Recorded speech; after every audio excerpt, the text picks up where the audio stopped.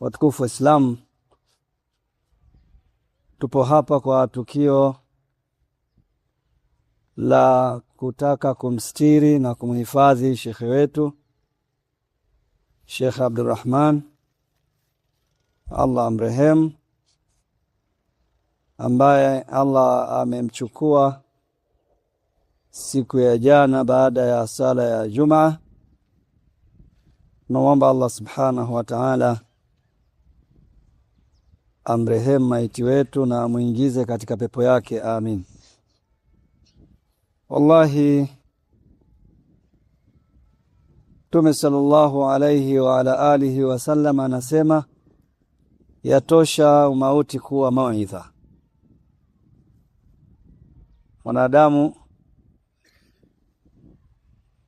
ana marahi. Marhala ya kwanza anakuwa yupo tumboni mwa mama yake, kisha anatoka anakuja katika marhala ya pili, anaishi hapa duniani kwa wakati ambao Allah alimkadiria. Kisha Allah subhanahu wa ta'ala anamchukua, anaingia katika maisha ya barzakh, kaburini, na baadaye kufufuliwa. In khairan fa khairan wa in sharran fa sharran. Ikiwa ni kheri basi ataipata hiyo kheri, na ikiwa ni shari ataipata hiyo shari. Sisi kutokana na umauti tuliobaki hai tunatakiwa tuwe na mazingatio. Kufa kwa mmoja wetu ni sehemu ya mauidha ambayo yanatakiwa yatubadilishe katika yale maisha ambayo tuliokuwa tukiishi. Kiwa ulikuwa mzuri basi ongeza ikawe mzuri zaidi, na ulikuwa mbaya basi jitahidi utoke kwenye ubaya uje kwenye uzuri. Maisha ya shekhe wetu Sheikh Abdurrahman yanatakiwa yatuachie funzo na darasa. Hili ndio la msingi sana kwa wale ambao tuliokuwa tukimfahamu, naweza tukabaki na mazingatio makubwa sana. Ni mtu ambaye watu wa Urambo bilkhusus wanatakiwa wajifunze kutoka kwake, namna aliyopambana katika kipindi chote katika kazi ya usomeshaji na kusoma. Huyo bwana alikuwa, baada ya mimi kurudi Kigoma, alikuwa anapanga safari maalum kwa mwezi, anakuja kukaa mwezi mzima kwa ajili ya kusoma, na yeye ni shekhe na msimamizi wa kituo.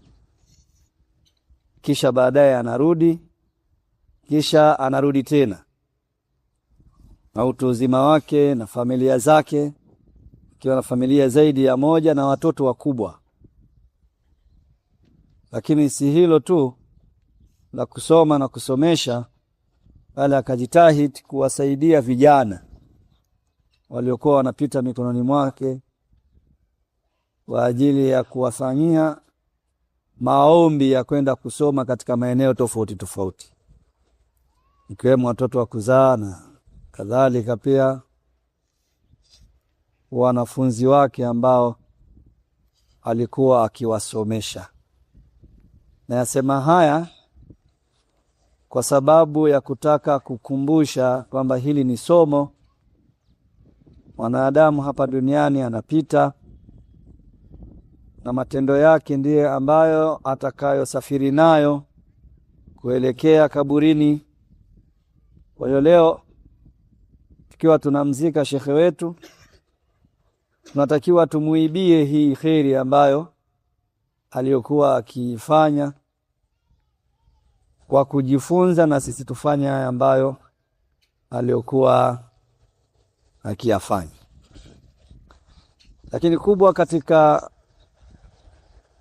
vikao kama hivi, kiwa tunataka kunasihiana, kuna jambo la msingi tu kwamba tunatakiwa tufahamu maduati pia wanakufa. Maduati wanakufa, wanaugua, kisha Allah anawachukua na habari zao wanakuwa wamekwenda nazo. Kwa hiyo tunachotakiwa kuzingatia ni kwamba hawa maduati tunatakiwa tunufaike nao hivi wakiwa hai. Tusiwapuuze. Tuchukue ilmu waliokuwa nayo. Tuchukue tabia walizokuwa nazo. Tujifunze subira walizokuwa nazo. Namna ya kuendesha dawa katika maeneo fulani fulani. Kwa sababu shababu sasa hivi tumekuwa wengi katika saha ya dawa, lakini maal asafu shadid ndani ya safu hizi za shabab kumekuwa na mambo yasiyofurahisha, namna gani wanavyoiendea dawa na namna gani wanavyolingania, kiasi ambacho badala ya mstari uendelee kunyooka, baghtatan unakuta wao ni sababu ya kupasuka kwa safu ya dawa. Lillahi alhamdu, dawa imeenea karibu kila kona katika miji na vijiji ndani ya nchi yetu ya Tanzania.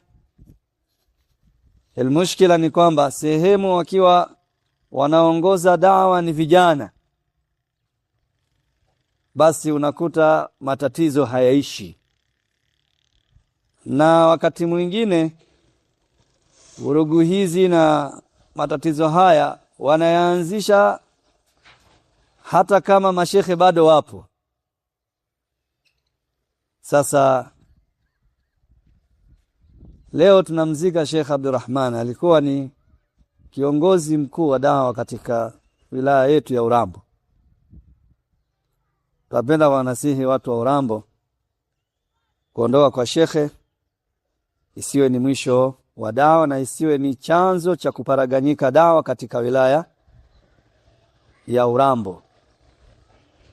Yeyote atakayekuwa sababu ya kuichafua dawa na kuipasua kwa sababu ya kuondoka kwa shekhe, basi huo utakuwa ni mzigo katika mabega yake.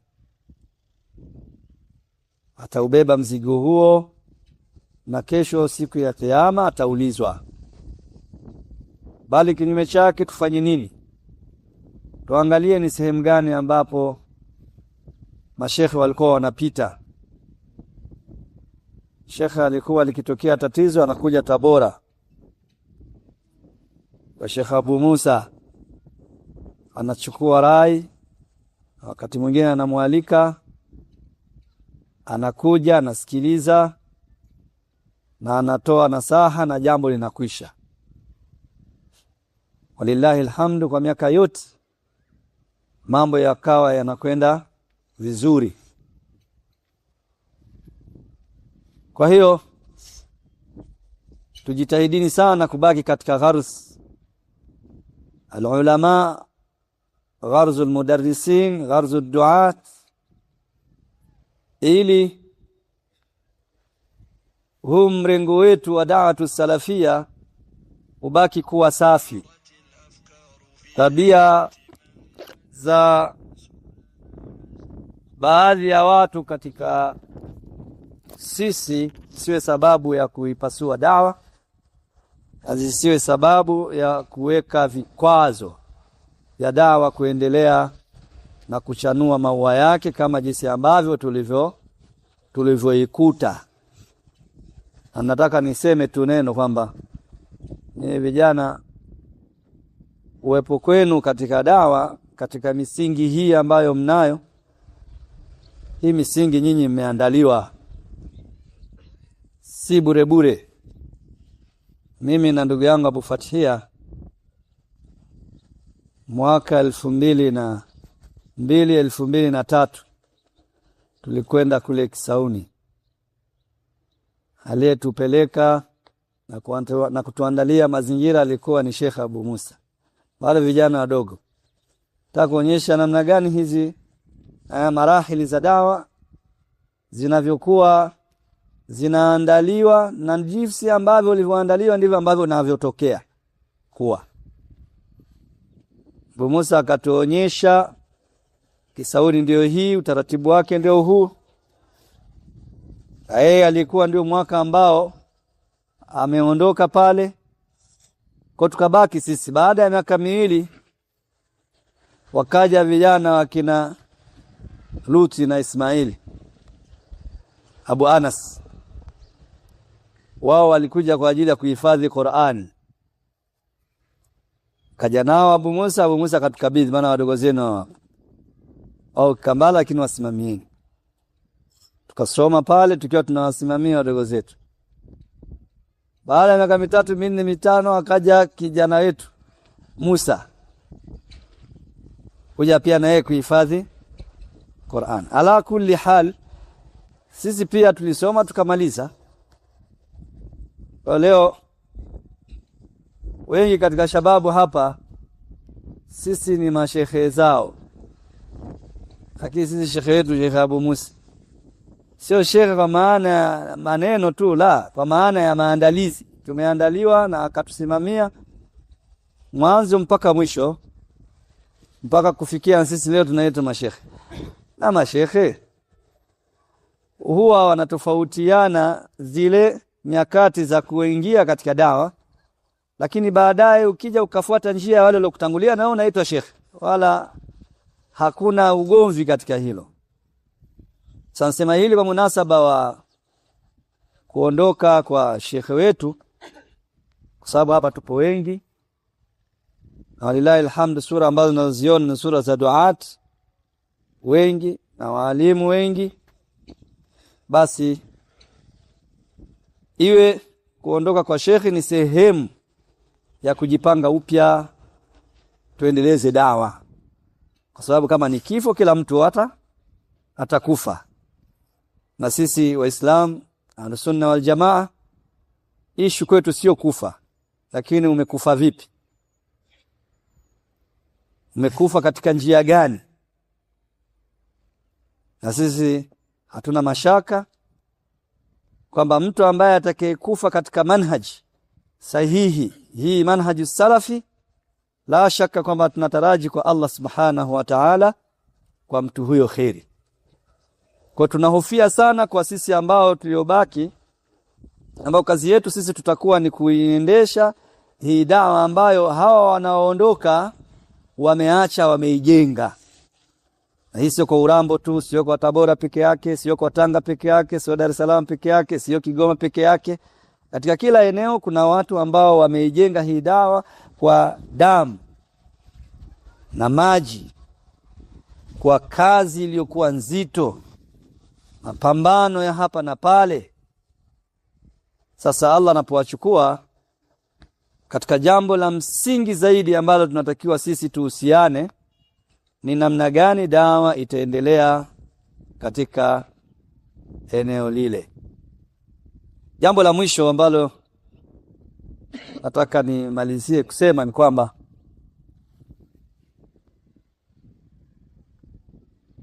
sisi tulishakuwa masalafi. Ule Wansaru Sunna wa zamani wakata funua, ule sio manhaji yetu tena kwa sasa. Hii dini ina misingi yake, ina njia zake, na misingi ya dini hii ni qala Allahu qala rasuluhu qala sahaba. Kama ulikuwa kwenye Wansaru Sunna ni mtu wa hamasa, kwenye dini hii hamasa imejengeka katika nini? Katika kitabu na sunna. Usitajarra kuliongelea jambo la kidini la kielimu kama hauna bidhaa ya elimu. Mambo ya mazishi tayari yalikwisha elezwa na mtume wetu Muhammad sallallahu alaihi wasallam, kadhalika masahaba, kadhalika tabi'in, kadhalika atba' tabi'in, kadhalika aimatul huda. Ni masala yako wazi. tutazika kama jinsi ambavyo alivyozika Mtume alayhi salatu wassalam. Zinapotokea dhurufu mbalimbali, wala shaka masala ya kifo yanafahamika. Ni masala hayaji katika sura moja, ni masala hayaji katika hali moja, yanawakuta watu wapo katika hali tofauti tofauti. Basi elimu hii ni pana. Kabla ya kulaumu, jitahidi waulize wenye kujua. Zamani ilikuwa kwamba haiwezekani. Fatawa inatolewa na mtu wa mwisho kabisa kule katika watu wasiojua kitu, inakwenda moja kwa moja kumlazimisha shekhe afani. Katika manhaji salafi jambo hilo halipo. Kila kitu kinajengeka kwa nini? Kwa utaratibu na dalili. Na sehemu kubwa katika masala ya mazishi ni masail fiqhiyya. Sijichanganye katika jambo hilo. Ni masail fiqhiyya. Masala ya kusafirisha na kuto kusafirisha. Kabla ya kusafirisha, kwanza kuna khilafu ya safari yenyewe. Wapi kunazingatiwa safari, wapi hakuzingatiwi safari. Sasa na kadhalika masala ya kuchelewesha kuzika ni masaili ambayo yanahitajika kuchunguzwa na kuangaliwa. Kunazingatiwa kucheleweshwa kwa muda gani, na kipi kilichosababisha kuchelewa na kipi ambacho hakikusababisha kuchelewa, na mfano wa mambo kama hayo.